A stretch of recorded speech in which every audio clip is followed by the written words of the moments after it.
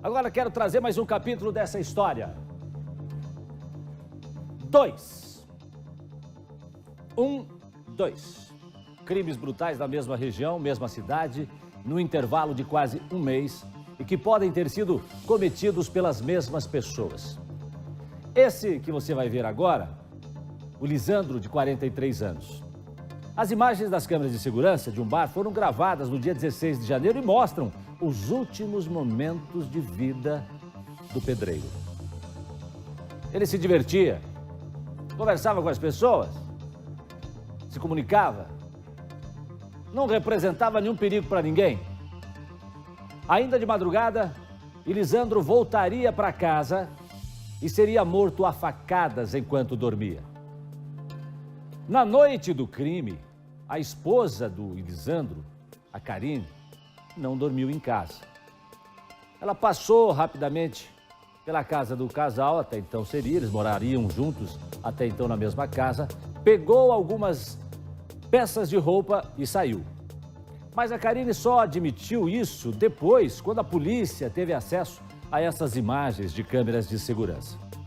Era quase 3 horas da manhã. Uma mulher aparece entrando no imóvel pouco antes da morte do Lisandro. Para a polícia, não sei o que estou falando, é a polícia. Para a polícia é a Karine. Alguns minutos depois, 2 homens também são flagrados entrando na casa. Possivelmente são os assassinos do Lisandro. Bom, aí é o seguinte, a suspeita é de que um deles seja o Roger Fernandes de Paula, que hoje seria o amante da Karine e com quem ela teria dormido na noite em que o marido foi esfaqueado na própria cama, onde ele dormia, onde o marido dormia. Agora presta atenção, é importante que você olhe para mim agora, é importante que você olhe para a TV para entender essa relação toda. Até então, ninguém sabia muito quem era o Roger ou se ele tinha qualquer envolvimento no caso. Até que o Roger, ele foi preso junto com o pai e o irmão na semana passada. Os 3 são suspeitos de espancar e colocar fogo num outro pedreiro, também em Colombo. Tudo porque a vítima se negou a dar o dinheiro do auxílio emergencial para comprar carne e bebidas num churrasco. Uma suspeita levou a outra. A ligação com a Karine pesou e agora a polícia investiga se os 2 crimes realmente têm relação. E o Balanço Geral falou com a mãe do Lisandro, o pedreiro do primeiro caso que eu comentei, que foi assassinado enquanto dormia. Imagina então a dor dessa mulher. Foi ela quem encontrou o corpo do filho na cama onde ele dormia, onde teria dormido com a Karine por muitos anos. Estava lá o homem numa poça de sangue. O Balanço Geral conversou com exclusividade com a mãe do homem que foi morto a facadas dentro da própria casa em Colombo, na região metropolitana de Curitiba. Bati no quarto, não atendeu, fui na porta, empurrei a porta da sala, deu acesso à porta do quarto dele. Acendi a luz do quarto dele, estava esticado, caído no chão, na poça de sangue. E Lisandro Fachin, de 43 anos, morava nessa residência com a mulher e 2 filhas. Na madrugada do dia 16 de janeiro, logo após voltar de um bar, ele foi executado. O pedreiro não tinha inimigos, mas a polícia garante, o perigo estava morando sob o mesmo teto que ele. Tenho certeza que a Karine, que ela sempre falava que ia mandar matar ele. Andava ameaçando de matar ele. Vou matar o fofo, vou matar o fofo. Karina Noel do Nascimento viveu 15 anos com Lisandro. O relacionamento dos 2 tinha idas e vindas. Pouco tempo antes do assassinato, o casal viajou para o interior, para a cidade de Iguaíra. Ele veio pedir o meu carro emprestado para ir viajar lá para o norte, na casa da mãe dela. Aí eu falei, fofo, eu vou emprestar o carro, mas primeiro você vai me ouvir. a Karina tá falando para ele que vai mandar matar você. Aí ele foi embora conversar com ela. Verdade que você anda me ameaçando, Karina? Andei mesmo. Falei que vou te matar mesmo, vou mandar te matar. Aí, mas eu falei que eu tava muito com raiva de você, mas agora passou. A viagem durou pouco tempo, apenas um dia. E aí, o casamento começou a desandar. De acordo com a mãe de Lisandro, Karina já tinha outro relacionamento. Aí, o dia que aconteceu o fato lá que eu achei ele lá, a minha filha saiu correndo daqui, foi lá e daí. Eu sei onde que essa mulher tá, mãe. Aí, foi lá, pegou ela lá na cama com o Rogers, deitada no quarto lá com o Rogers. Pegou ela pro cabelo, levou ela pra fora e daí queriam linchar ela, a polícia chegou, não deixou. A maioria da vila sabia disso aí já. Já estava ameaçando ele de morte mesmo. Um mês depois da morte do Elisandro, 3 pessoas foram presas suspeitas de participação no crime. Mas para a família dele, uma mulher, a ex-mulher inclusive, do Elisandro, também deveria estar atrás das grades. Até porque seria ela que aparece nas câmeras de segurança entrando na casa minutos antes dele ser assassinado. Além disso, 10 dias antes do crime acontecer, ela perguntou se as câmeras de segurança da casa da sogra pegavam à frente da casa dela. Polaca, tuas câmeras pegam lá no nosso portão? Eu falei, eu acho que pega sim. Ela falou, não pega não, que é muito longe. E, inclusive, não pegava mesmo, mas no outro dia eu chamei o homem das câmeras e falei para ele colocar as câmeras que pegasse lá no portão deles, lá. Porque com as ameaças que ela estava falando, eu fiquei esperando coisas. Já que ela falou isso aí, ela já estava planejando, né? Naquela madrugada, uma mulher aparece nas imagens. Ela entra na casa antes do crime. Para a polícia, não há dúvidas de que era a Karina nas imagens. A princípio, ela tinha até negado que estivesse lá no local. Mas tem imagem que prova que ela estava lá. Ela alega que foi pegar uma peça de roupa. Dentro da casa do Elisandro, 2 detalhes chamaram a atenção dos investigadores. A porta da sala não tinha nenhum sinal de arrombamento e a porta do quarto foi derrubada de fora para dentro. Roger Fernandes de Paula é o homem com quem a Karina estava se relacionando. Ele foi detido na quinta-feira da semana passada porque é suspeito de um outro crime. A discussão começou praticamente com relação da negativa da vítima de participar do tipo, vamos dizer assim, da contribuição do que estava sendo gasto ali. Que acabou, além da discussão, foi para agressão e acabou no homicídio. Além dele, também foram presos o irmão, Douglas Fernandes de Paula, e o pai, Jair Gonçalves de Paula. Para a polícia, os 3 podem ter relação com a morte de Lisandro. Eles negam essa versão. Agora resta saber o que tem a dizer a Karina, já que o marido foi morto e o principal suspeito é o atual namorado dela. Eu ainda tô sem chão ainda. Eu ainda não tô conformada. E ela com o carro dele zanzando pra cima e pra baixo, ia pros bailão, amanhecia, chegava de madrugada, em casa dele não falava nada, porque ele gostava muito dela, né? O dinheiro dele, ela pegava tudo, andava na droga. Então isso aí dói muito pra gente, isso aí. Então eu quero que ela pague atrás das grades, isso aí. Ela tem que pagar pelo que ela fez e os cúmplices dela também.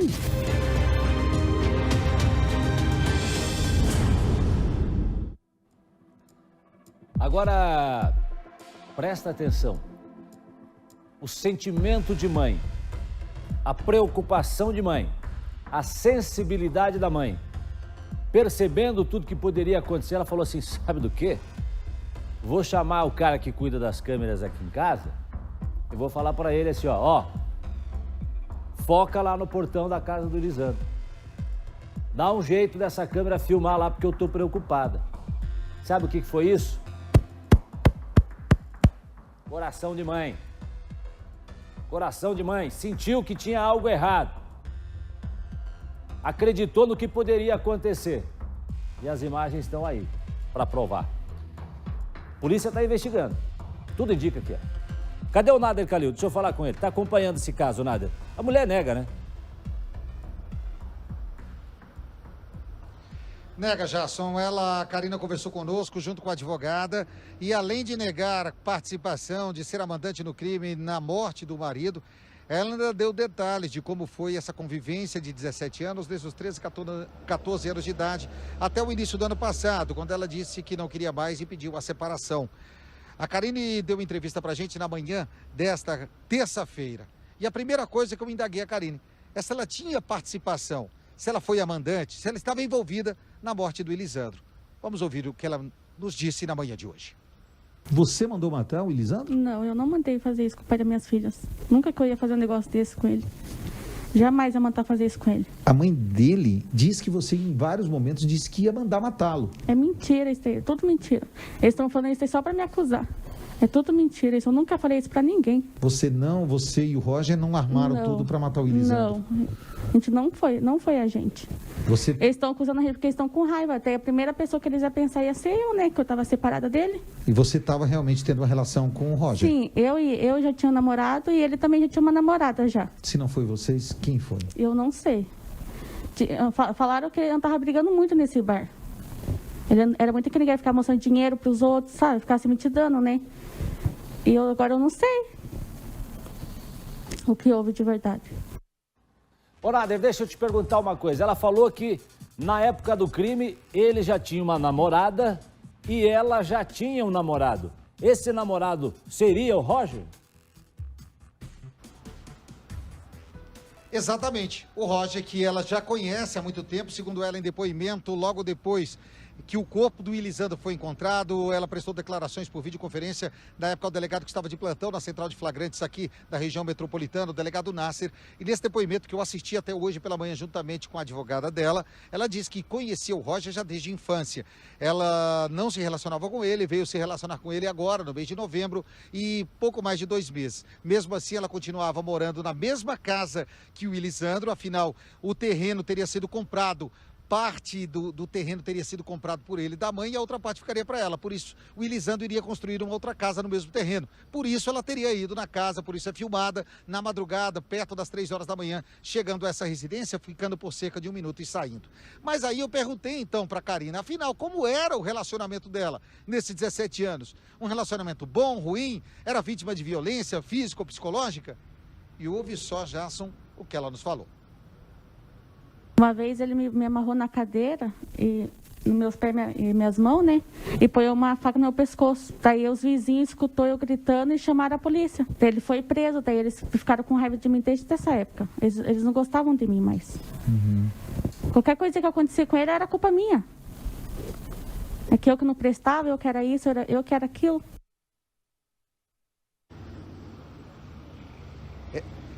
Então, Jason, ela falou que foi vítima várias vezes, não só de violência física, psicológica, mas na frente da própria família dele. E que a família nunca a defendeu. E nessa ocasião foi a única vez que vizinhos ouviram e que ela estaria amarrada e que o Elisandro acabou sendo conduzido à delegacia. Indagada pela nossa equipe se ela tinha boletim, até mesmo pela polícia na época em que prestou declarações, ela nunca registrou nenhum boletim de ocorrência contra o Elisandro por violência doméstica, mas ela afirma que sofria violência. Um outro fato que chama a atenção é que depois dessa separação, ela recebeu uma série de mensagens do Elisandro, nesse período em que ela acabou se relacionando com o Roger. E a gente tem, a nossa produção tem aí, uma série de prints e mensagens, onde, segundo ela, eram mensagens do Elisandro ameaçando ela de morte e dizendo até que iria difamá-la perante amigos e familiares dela. A própria Karina nos falou que o irmão dela não fala com ela devido a essas relações que eram feitas do Elisandro, falando que ela saiu contra os homens enquanto estava casada, tentando defamar ela na região.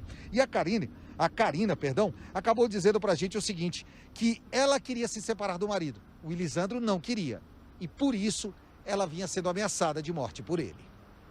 Ele xingava as meninas também, gritava, sabe? Era desse jeito a convivência. Daí chegou um tempo que eu não aguentei mais.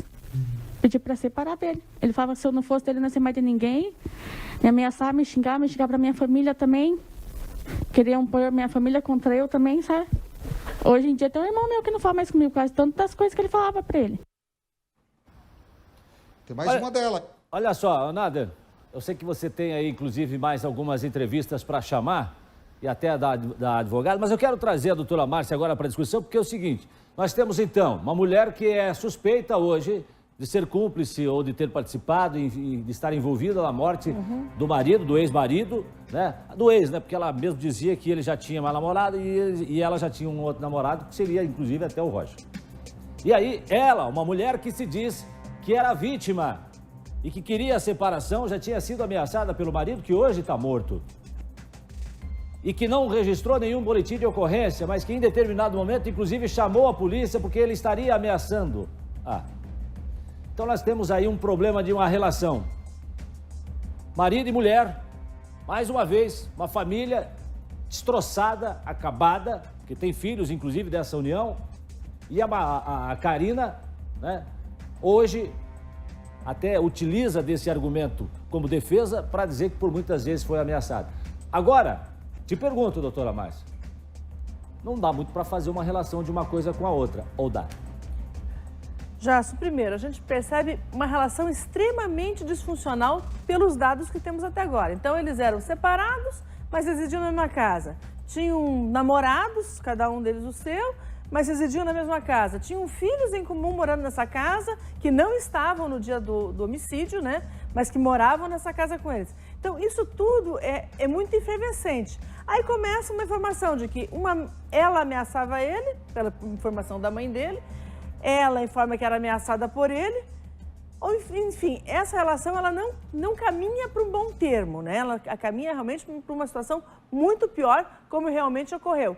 Agora, se nessa situação que ela está informando as ameaças, ela está querendo dizer que não, que ela seria a única vítima, ou ela já está justificando o porquê que isso teria sido aprontado contra ele, né? Talvez com o apoio do Roger, né? O namorado dela na época, se ela já está apontando para uma tese de defesa. Sim, eu de alguma forma participei no homicídio, mas eu participei como uma forma de defesa até a minha própria vida. Fica ali um momento de dúvida ainda muito trabalho para a Polícia Civil. Olha, pessoal que está em casa, participa com a gente pelo 999-26-1598. É o nosso WhatsApp aqui do BG, o 999-26-1598. Nader Calil, tenho duas perguntas das nossas amigas que estão acompanhando aqui o nosso BG. E aí, vê se você consegue esclarecer para nós. A Camila Ribeiro está perguntando o seguinte: ao falar do caso, a Karina tinha quantos anos quando iniciou o relacionamento com o Elisandro? Primeira pergunta, tem mais uma. Quantos anos tinha a Karine quando iniciou o relacionamento com o Elisandro? E aí tem uma outra pergunta de uma outra amiga que pede para não dizer o nome dela. Se ela está num relacionamento há 15 anos, quantos anos ela tinha quando começou o envolvimento com ele? Ela sofreu algum abuso nessa relação? Essa é a pergunta que faz nossa outra amiga aqui. Vamos lá, então. Eu falei até no início do programa que, no início da nossa participação aqui, que a Karina, hoje com 30 anos, começou o relacionamento com ele quando tinha entre 13 e 14 anos de idade. Em torno de 13 anos, fruto dessa relação de 17 anos. Então, ela era menor de idade, tinha entre 13 e 14 anos. Já o Elisandro, hoje, estaria com 42 anos no dia 16, quando acabou sendo assassinado. Ele é 12 anos mais velho que ela. Ou seja, quando eles começaram a se relacionar, Jasson, ela tinha entre 13 e 14 anos e ele já tinha mais de 20 anos de idade, cerca de 25 anos. Jasson. Muito bem. Então, aqui a outra pergunta é o seguinte: se houve algum tipo de abuso, né? Com exceção do fato dela ter menos que 14 anos na época, mas na época a legislação também era diferente, doutora Márcia, não é isso?